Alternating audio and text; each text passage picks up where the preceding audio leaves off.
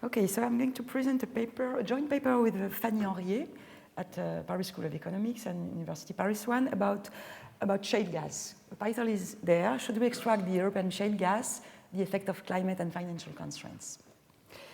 Okay, why did we begin to work on this topic? Because we have a research project on that. Because of the sharp contrast between France and the US. So in France, you may know that the Jacob Law of July 2011 bans hydraulic fracturing. Exploration licenses that have been given previously were cancelled. There have been a complaint to the Constitutional Court by the firm that have had these licenses, and the Constitutional Court confirmed the ban on October 8th, 2013. And President François Hollande says that France will not allow exploration of shale gas as long as he is in office. Okay, so in France, it's very clear. The position is supported by a majority of the population. There are poll surveys that I have reported here that show that a large majority of the population supports the ban, more than 60%. And this is greater than the opposition to nuclear energy in France. Okay, so this may seem surprising. France and Bulgaria are the only two European Union countries that ban shale gas. The arguments in favor of the bans are the following. First, arguments corresponding to local damage issues. So fracking is supposed to be dangerous and environmentally damaging as a local scale because of pollution of surface water, because of pollution of groundwater through accidental leakage of fracking fluids that are bad chemicals, let's say. Also, there are maybe seismic vibrations caused by the injection of water underground, and also concerns about the landscape. The second argument in favor of the ban is more global. It is about global warming. It is the fact that we should reduce, to fight global warming, we should reduce drastically the use of fossil fuels, not find new ones. Okay, we should leave in the ground a lot of the coal and gas we know we have, not find new sources. And it is supposed to postpone the transition to clean, renewable energy. There are also arguments against the ban. First, the fact that natural gas is less polluting than coal and other fossil fuels, and especially coal, and seems to be a good substitute for coal, especially for countries that rely a lot on coal for electricity generation. And also, according to the IMF and other sources, shale gas could be a good bridge between the present, which uses a lot of coal, and the future where renewables will be mature. Okay? So the IMF says that natural gas is the cleanest source of energy among other fossil fuels. The abundance of natural gas could thus provide a bridge between where we are now in terms of global energy mix and a hopeful future that will chiefly involve renewable energy sources.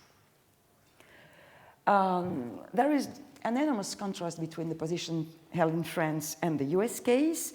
So US is now the first natural gas producer in the world.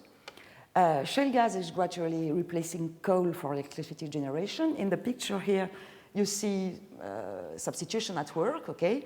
So the consumption for electricity generation of coal is decreasing steadily, and the consumption of shale gas is increasing, and the two curves are going to cross probably soon. And also the US shale boom has allowed to create jobs, to relocate some manufacturing activities, to lower the vulnerability to oil shocks, and to impact positively the external balance. So for the US, shale gas use seems to be quite positive. This is a quotation by President Obama, who says that the US position as the top natural gas producer not only can provide cheap power, but it can also help reduce US carbon emissions. This has big industry, of course, but also academic support. And on the picture here, you see that coal gas substitution contributes to effectively reduce CO2 emissions. Okay? So the question we ask in this paper is whether climate policy justifies developing more shale gas in spite of the local environmental damages. Whether developing more shale gas implies effectively postponing the switch to clean renewable energy. How the results are modified under the constraint that total energy expenditures must not be increased by climate policy. I will explain that later. And what would be the consequences of a moratorium of shale gas in Europe? So we study in the paper the case of Europe, and we calibrate our model on the case of Europe, because of course it would be weird to calibrate it on the case of France, because in France, if we extract shale gas, it will not replace coal, but nuclear, and the justification is less clear in terms of CO2 emissions, of course. Okay, so I come to the model. So it is a very simple model, a stylized model, Hotelling-like model of electricity generation. We make the assumption that electricity is initially produced by coal-fired power plants, and that there are two other energy sources that can replace coal. There is shale gas and there is solar. And we make the assumption also that the three resources are perfect substitutes in electricity generation, which seems to be quite a good assumption. Coal is abundant. It is not scarce in the model. It is abundant and it is very polluting. So there is a pollution intensity and a marginal production cost CD. Shale gas is non-renewable. It is also polluting but less than coal. So there are controversies on that point. I'm going to show you the figures later. We suppose that the marginal production cost of shale gas is lower than the marginal production cost of coal, according to a study I cite here. And for shale gas, there is a local damage, small d. The reserves of shale gas that we are going to have are endogenous. We must make exploration, and we must also build the capacity. So there are upfront costs for shale gas. Okay. Solar is supposed to be abundant and clean. The marginal production cost is higher than the production cost of the two other sources. And there is a fixed R&D cost that must be paid before we begin to use solar. And this is a cost that is necessary to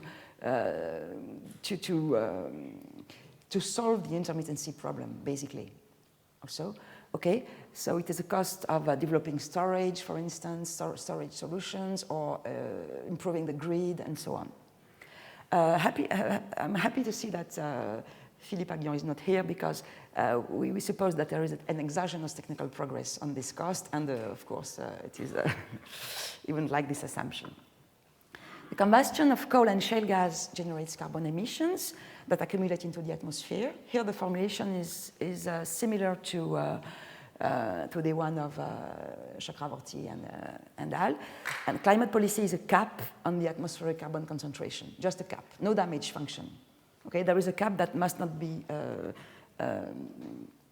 passed if we want to have an increase in temperature that is below 2 degrees Celsius, for instance. These are figures about costs and figures for the US. And you see, it is the levelized cost of electricity. No, it is, it is the reserves of the different fossil fuels. And you see that for coal, we have really a lot. So the assumption that it is abundant is not a bad assumption. There is really a lot of coal under the ground. These are figures about emissions. So you see on the first table that the emission coefficient for shale gas is approximately the half of the emission coefficient for coal, okay? And the second table is levelized cost of electricity. And for the US, for new plants that are built now, they say that it is the natural gas-fired power plant are cheaper. The levelized cost of electricity is lower than for coal-fired power plants. Okay, so the model, we have a planner, a social planner, that chooses extraction and production rates for the three energy sources. It shows also the amount of shale gas developed and the dates at which the investment in solar is made. And it chooses all that to maximize the discounted sum of utilities minus the costs. Very usual program. And we have the optimal price paths. So what is interesting is maybe to, not very good at technology. Okay, what is interesting is to see how the price paths are determined. So for coal, the first equation, you see that the price of coal is the sum of the costs of, so the cost of the production cost, CD, plus the value of carbon. Mu is the value of carbon, okay, the shadow value of carbon in this model, because coal is polluting. For shale gas, the second equation, so there is the production cost, CE, there is the local damage, there is the scarcity rent, lambda, that adds to the price, and finally there is the value of carbon. And for solar, the price is just the production cost, CD. Okay? So what we prove, what we show, is that everything is very dependent on the size, the magnitude of the local damage. If the local damage is large, what we could call the European case, the price path is potentially composed of three phases. You use coal before. You don't replace coal just now with shale-fired power plants. We continue to use coal up to a date TE. Then we use shale gas, and then we switch to solar. If the local damage is small, what could call the US case, it is optimal to replace coal by shale gas just now, right now. And maybe to come back to coal later because shale gas is scarce and coal is abundant. So maybe there is a phase where we can go back to coal and to use solar after that.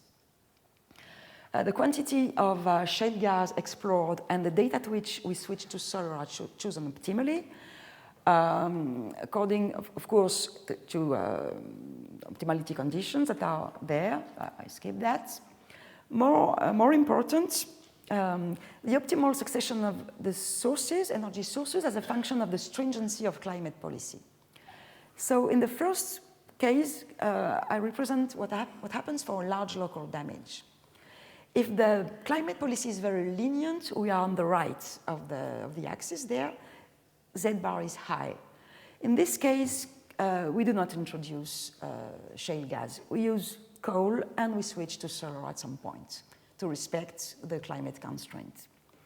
If climate policy is more stringent, so between Z bar 1 and Z bar 2, shale gas is introduced at some point, okay?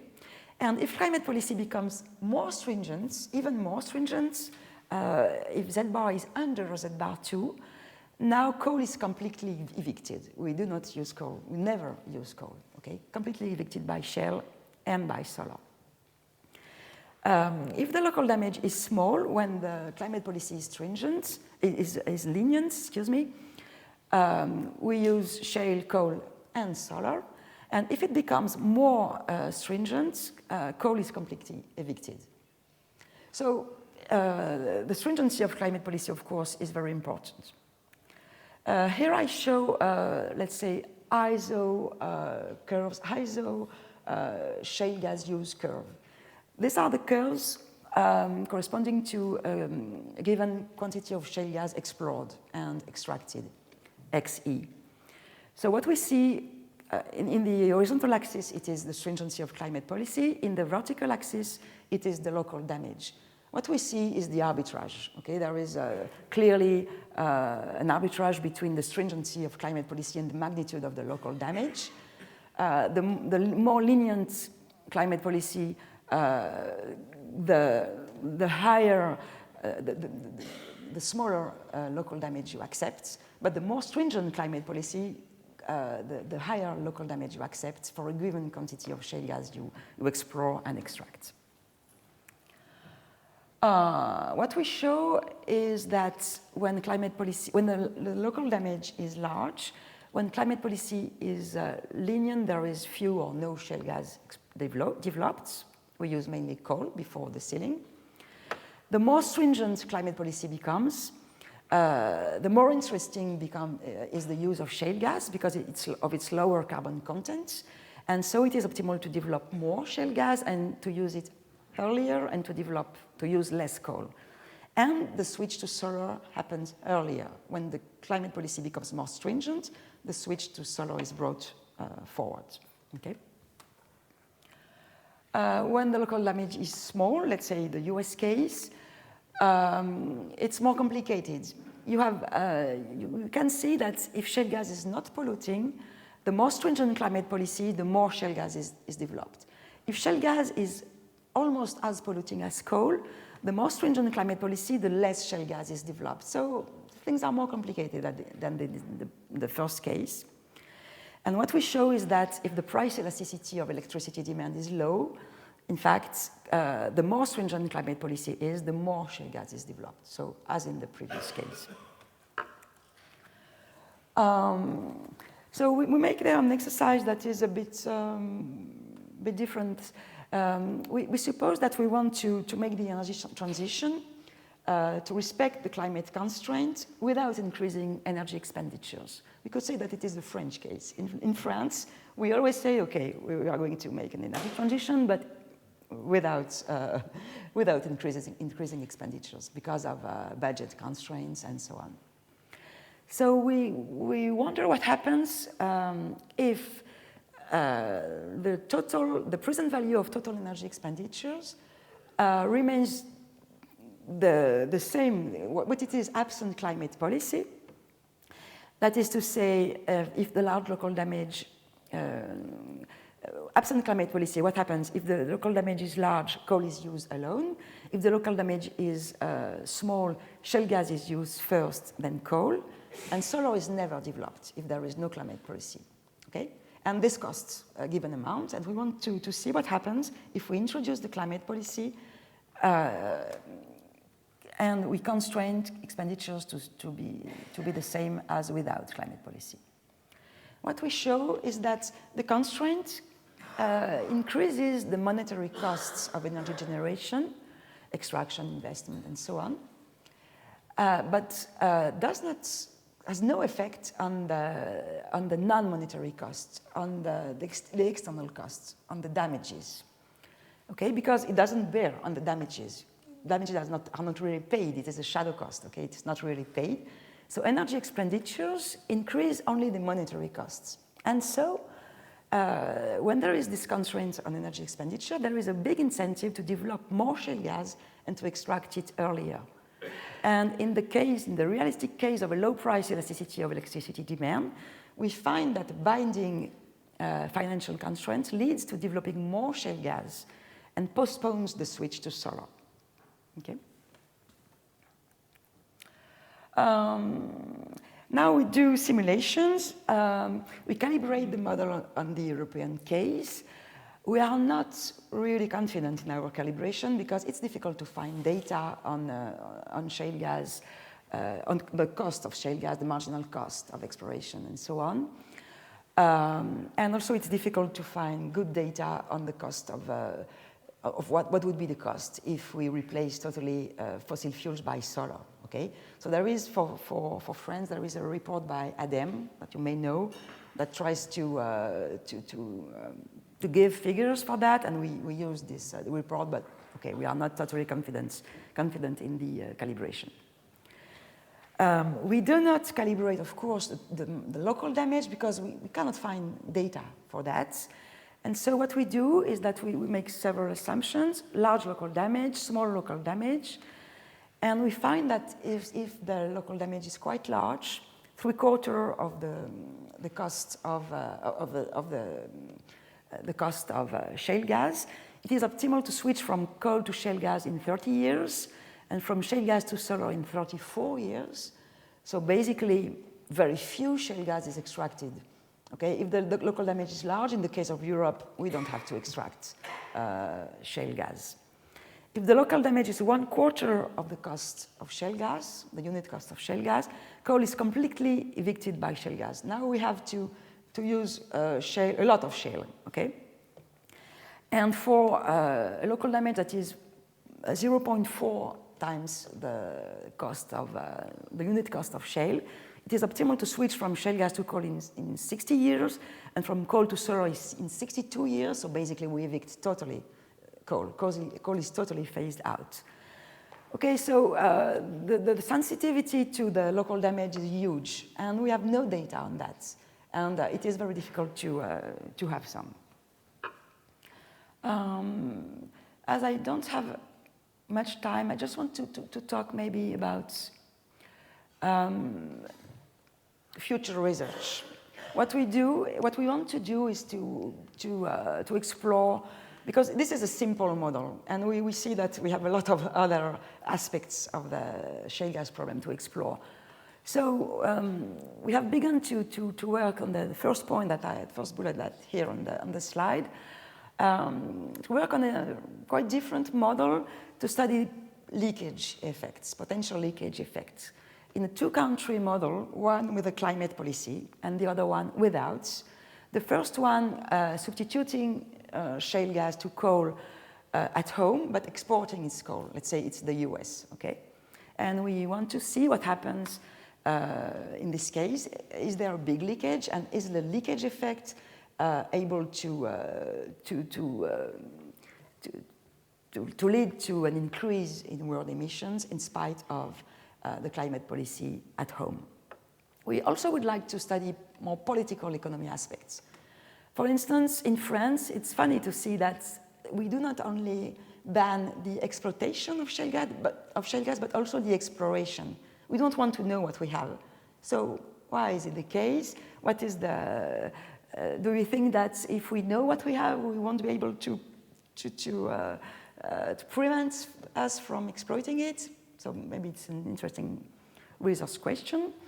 There are also questions around the impact of property rights, the subsoil property rights. In the US, if you find shale gas in your garden, it belongs to you, basically. In France or in Europe, in many places in Europe, if you find shale gas, it belongs to the state. So probably the attitude of people is different, okay? There is also the fact that in shale gas in the US, basically it is extracted in areas where there is nobody. Okay, in North Dakota there is not many people. In Europe, it is densely populated. And what would happen if we want to extract shale gas near Paris? It would be different than North Dakota. Okay, and finally there is the problem of energy security.